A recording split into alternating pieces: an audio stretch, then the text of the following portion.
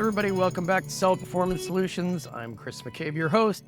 Brandon Young is our guest this week of Data Dive and Seller Systems. And of course, you're the creator and organizer and chief promoter of CampEcom, which is coming back around, right?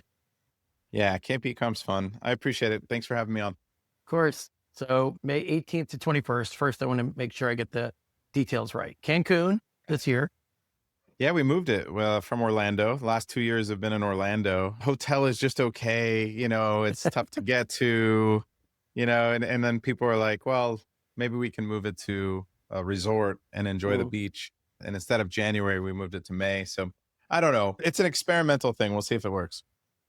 I hear you. I love to experiment with our events. So I applaud you for trying new things, because otherwise people just get in the same rote every year, same stuff, same place, right? Yeah, you did Oregon, right? Like you did Bend. Yeah, we did. Well, of course, we're here to talk about your event, not ours. My next one is in June in France, Now you're doing which France. in Wow. France. I'll That's be awesome. putting more out shortly after this post, but because we're Cool. putting this up pretty quickly. But yes, in June in France, not Paris, in Lyon, Southeast France. But anyway, yeah, we did Oregon, we did New York last year, as you know, since Anthony was a speaker. And this year we're doing France and we're mixing it up a little bit. I think it's great that you changed the location. I think that's good to keep it fresh. Yeah. Well, we'll see how it goes. I think the all-inclusive side of it, the ability to break. We're experimenting right now because we have this schedule. We have to get at least 6 or 7 hours of intense workshopping in. Like the entire premise is obviously you're going to learn and work on your business. And instead of having a conference where people are just talking at you from stage, you Mhm. retain 1% of it, you do none of it.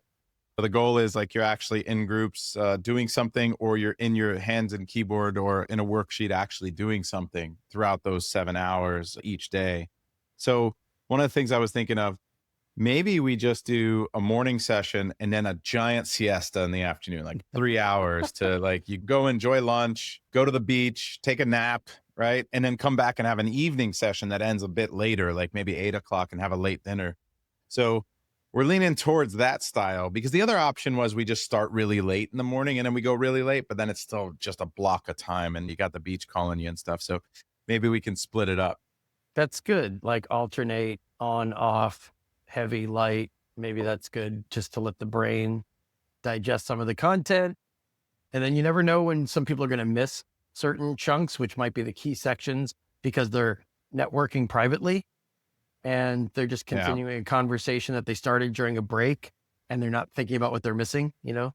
Yeah, absolutely. So this is the first year. Last 2 years, we did not have any replays. We did not have a virtual ticket. And this year we decided to do that because we have 800 members in the inner circle. Many of them cannot make it, especially with tariffs, the uncertainty. A lot of people are busy, even getting visas. We have a ton of Australian Yeah. students, a ton of European students. And I'm like, getting all the way to Mexico is really expensive, really tough. And it's a 5-star resort. So the ticket's a little bit more expensive because it's all inclusive. So what I decided to do is like spend a little bit more on AV, record it. And then the other benefit of that is, as you saw last year, we just had the two rooms, the pre-launch and the post-launch workshops. And people on one side wanted to know what was going on in the other room. And if you miss it, you miss it. But Yeah. this year we're going to give the replay for both sides. So that way, if like you're in the post-launch room, you're studying ads, you're studying traffic, then you can still get the product development side, which you need, right? Like you always have to be developing new products and launching. But a lot of people want to know the latest on the ad side, optimization side.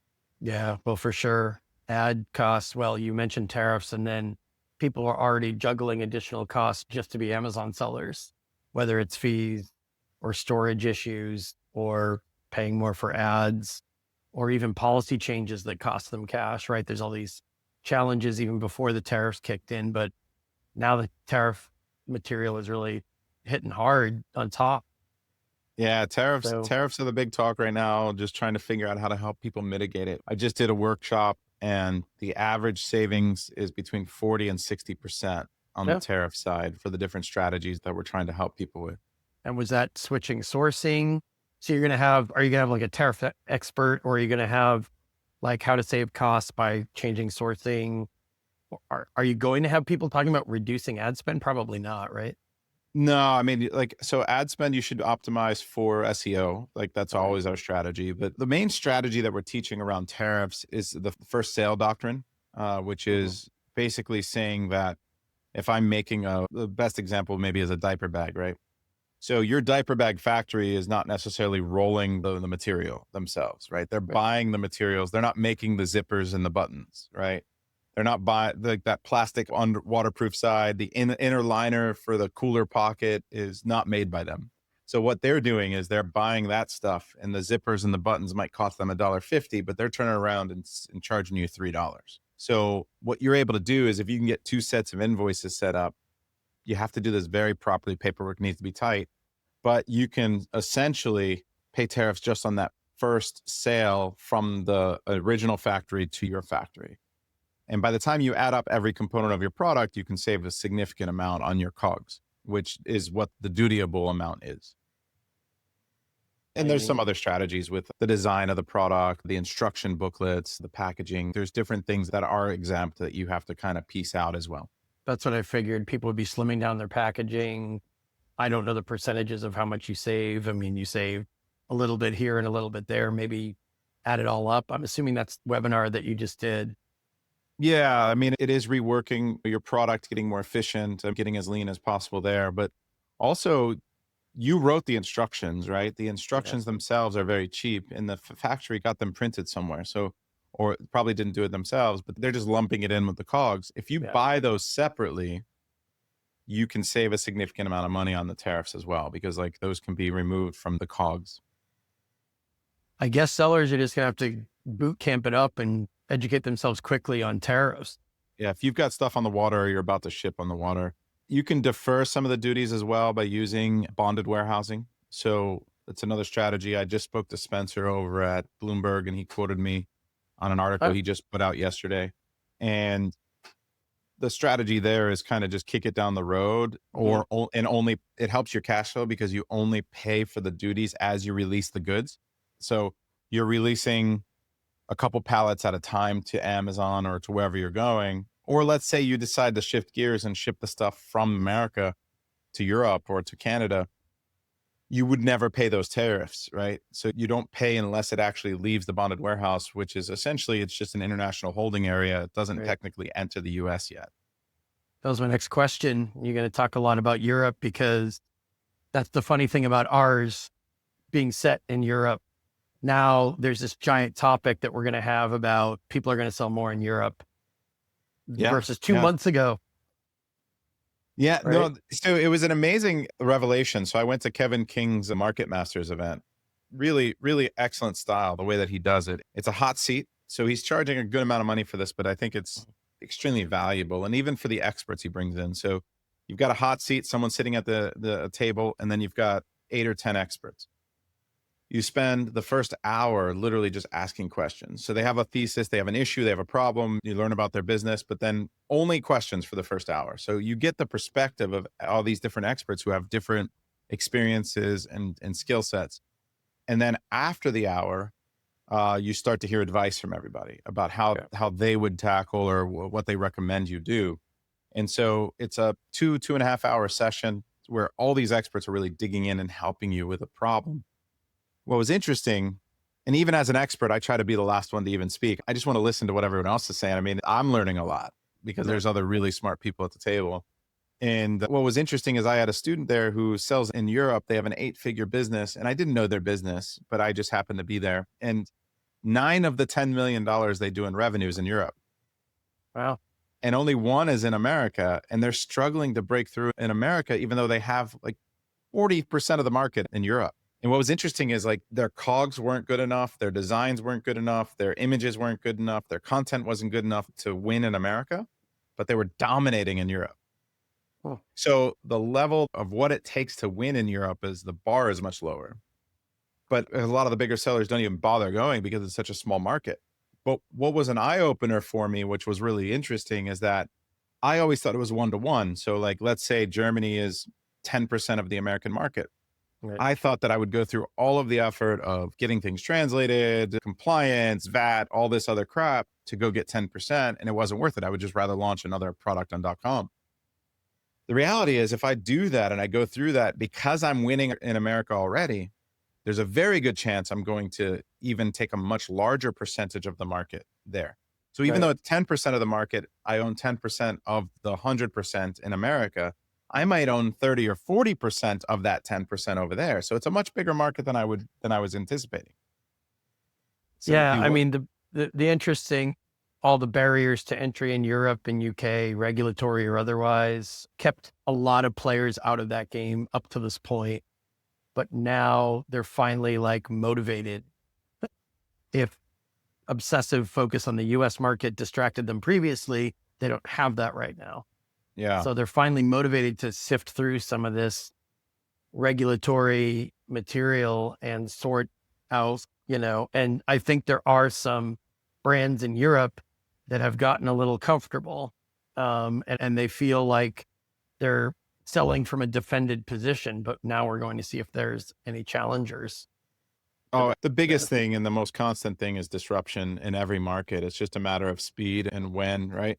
So now, right, it's going to get Yeah. faster and harder for them in Europe, those incumbents that are there. Yeah. And even in America, the strategy that I tell all of my students is you need to be disrupting yourself, right? Like you need to look at your product and understand what would someone do to make it better? What value can someone else come in and add? And then probably start working on a variation that's going to dethrone your hero, right? Just make it better. And if you just get comfortable, you're dead.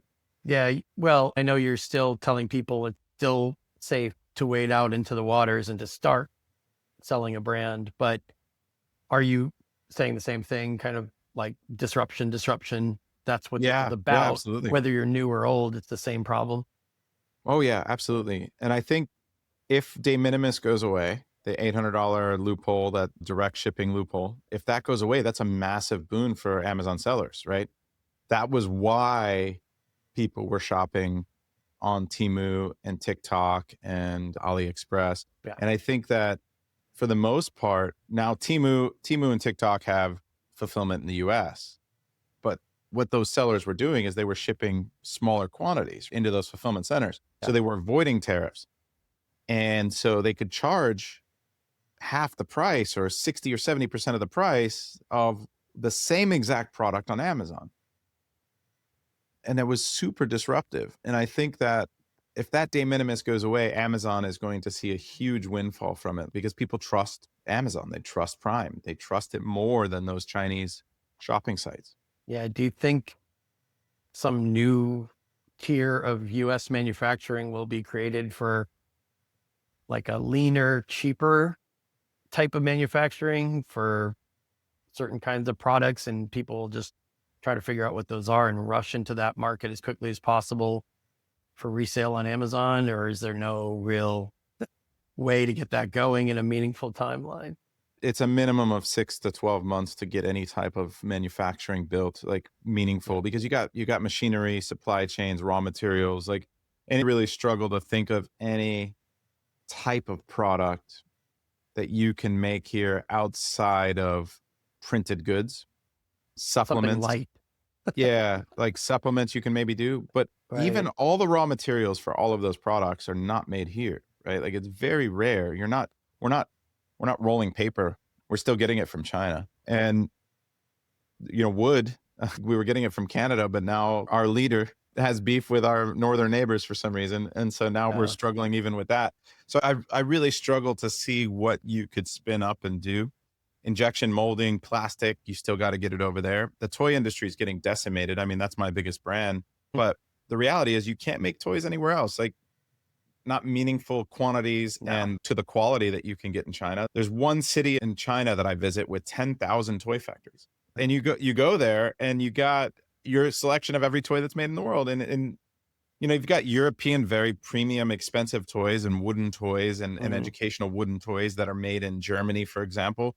But you're talking about a $40 puzzle set versus a $19 puzzle set. Yeah. And, It's you know, double. It's double. I minimum. just read that article. He said essentially it would double the cost of toys. Yeah. And so this is a tax on Americans. It's no different. I don't want to get political or anything. It didn't work coming out of the Great Depression to raise tariffs. Not Right. going to work today. The idea is that it's supposed to raise revenues, but really it's just a transfer of wealth because who are the people buying stuff? It's average Americans. Yeah. So it's a tax on average Americans to try to give the government more money to pay for tax breaks that we can't afford to give. And And against multiple countries, like you said, it's not just China, it's Canada, it's right, other countries too. And you can't just move your manufacturing to Vietnam because then Vietnam will be the next tariff target. Anywhere people move will be another tariff target until there's more manufacturing in the United States, which will take months or years to put into place. And plus, to start who's manufacturing certain things in the US, don't you need Chinese parts? yeah, you need Chinese parts and you need cheap labor. And we're getting rid of all Yeah. the immigrants in America. And we're a few years away from robots being affordable enough and commoditized enough to actually put robots Oh, into factories. I more mean, than a few, I think. That's like 7. it's really interesting Yeah. because there's a very large company out there that raised a ton of money to do manufacturing robots and AI powered. Hmm. They originally had a go to market, I think, of 2029, like you're saying, even for the beta. Yeah. They revised it to 2026 because Yeah. AI is moving so fast. Okay.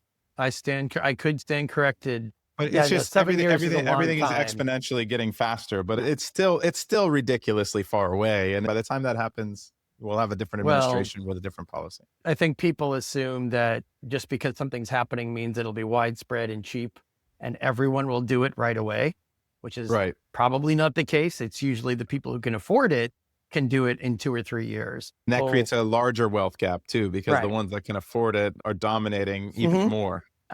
Well, it's the same thing with the tariff effect on Amazon sellers. The larger sellers, it'll cost them a ton of money, but they have the resources to survive it.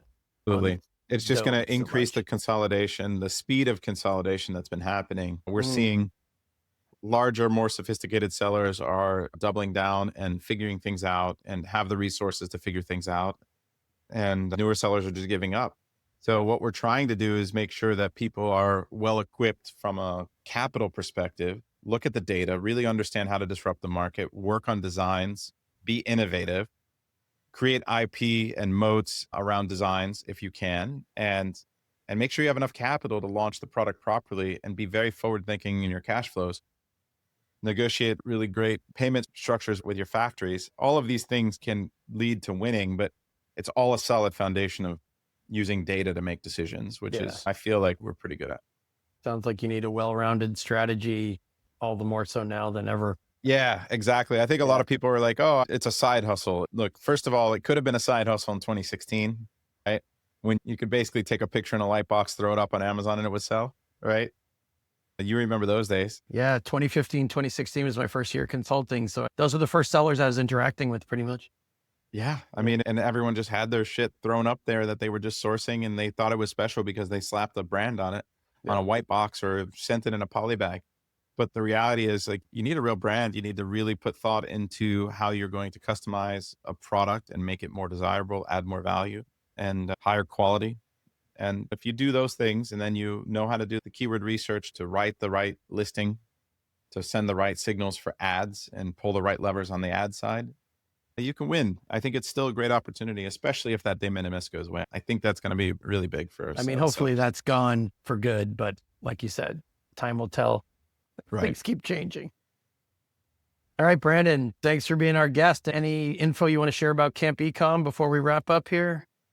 No, I appreciate it, man. Campecom.com. We have a virtual ticket for the first time this year. So like you don't need to fly out to an amazing, beautiful beach and 5-star resort in Cancun. I wouldn't want to make you do that. You can just get a cheaper virtual ticket to sit on both sides of the workshops. You'll get 28 hours of workshops basically for a much cheaper ticket price.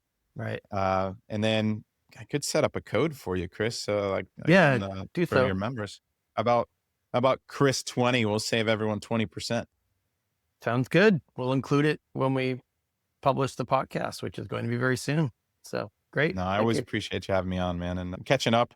We need to do a more thorough dive into what's happening and why people are getting suspended these days and what you're We doing to help will. them. We will. We'll do a deeper data dive, suspension dive very soon. Thanks for coming back. Thanks for being on our podcast. Appreciate Thanks, it. man. Good to see you.